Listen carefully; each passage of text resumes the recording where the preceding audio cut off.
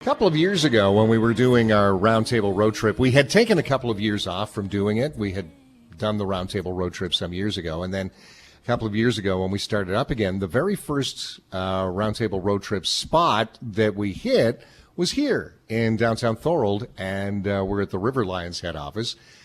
Beautifully restored office here in the chill of an early Tuesday morning. Michelle Biskup is the director of operations for the River Lions, who drew the short straw to get up early in order to let us into the building this morning. Michelle, how you doing? I'm good, thanks. How are you? Well. Tell me a little bit about what the director of operations does for the River Lions. So my position has kind of evolved over time. I originally started with the River Lions in the inaugural season, and slowly over time developed into what my role is today. So actually only about a couple months ago is when my title changed to Director of Operations.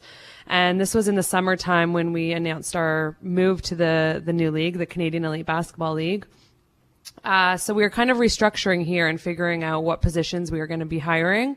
We're at the most staff right now that we've ever had. So in figuring out that structure, it was, okay, what am I going to let go of? Because I've done a lot over the last 3 years. So right now it's really just overseeing the day-to-day operations. So we have our whole sales team, which they're very experienced in the sports world, but new to the River Lions. So still assisting them along the way. Kind of a little bit of public relations stuff and getting all the announcements out. And once we get closer to the season, then overseeing the game day operations. For the casual sports fan who've heard, have been to a River Lions game in the last year or two, which is great entertainment. You take the kids and you just have an incredible time. How big a deal is the change of the league? Tell people exactly what's happening here.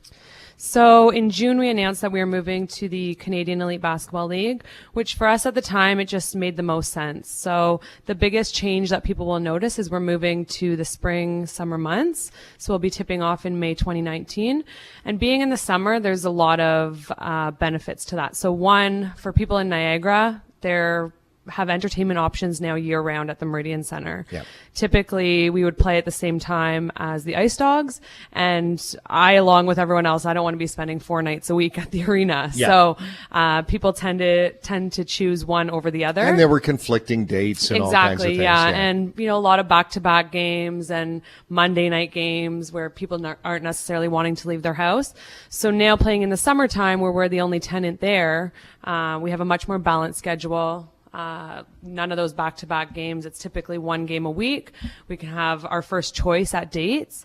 And in the summertime, the nice weather allows us to do pre- and post-game festivities. So hoping to do stuff outside of the Meridian Center, at Market Square, before games, kind of march down. So lots of neat things in the works. River Lions have always been really involved in the community. I mean, every year serve meals at the Boys and Girls Club every year. And the very first year that the River Lions were in town, the team showed up, the mascot showed up, and the kids went nuts. The players couldn't have been nicer to the kids, and the kids were amazed by it. Is that in some ways it's a good thing because you're getting fans very young and getting them interested in basketball? And in Canada, that hasn't happened for a long time. Yeah, and basketball, I think partly due to the success of the Raptors recently, plus the affordability of the sport, accessibility, it's blowing up. So for us, being out in the community is huge. I always tell people if we are asked to be somewhere, we'll find a way to be there, whether it's just the mascot, the players, people from our office. We want to be part of the community, and that's a big part of what we do. Who are the opponents this year? Are people who've been to River Lions games recently going to notice a change? Yes. So in the new league, we're actually the only team that was in existence before. So it's 5 brand new teams, which are in Hamilton, Guelph, Edmonton, Saskatoon, and Fraser Valley in BC. The BC team has a bit of a road trip, doesn't it? A little bit, yeah. But, flying and traveling for games is just part of professional sports. But it also involves, some local rivalries as well when you've got teams just up the highway. For sure. And that's what we kind of expect. The teams in Ontario will be our biggest rivals. How difficult is it to create an experience at the arena for people. Is that a big part of it? It's the game obviously is the center point, but people expect an experience at the arena when they go, don't they? Yeah, and for us, I always tell people you have to come once. Yeah. You don't have to be a basketball fan to have fun. My parents are the perfect example. I don't think they had ever watched a basketball game before, and now they come, and my mom's the loudest one in the building. So there's building an experience is huge in what we do, and basketball is unique because people can actually be on the playing surface, which is very unique, right? In hockey, you're behind some glass. When you're watching a football game, you're not down on the field. So it's really unique that people can have that connection. You hear the players talking. You can feel the sweat coming off them as they run past. So it's very, very different than any other sport. And it's a really competitive basketball. I mean, this is high. I'm going to say high when it comes to basketball because of the height of the players, but this is significantly better basketball than people think it is. For sure, and actually in the CBL, you'll see higher talent level. Yeah. Because typically during the traditional basketball season, the best players go overseas. They come home in the summer and they're just training a little bit, playing in tournaments here and there. So for players, this provides an opportunity for them to play year round, make money year round. So players have really, really embraced this opportunity. How do people get seasons tickets? How do people find out? Because when exactly does the season kick off now? So our schedule was announced a couple weeks ago. Our home opener will be May 16th. And for season tickets, they actually go on sale this Thursday at 10 a.m. If you visit Ticketmaster, you'll see the schedule on there, the ticket prices.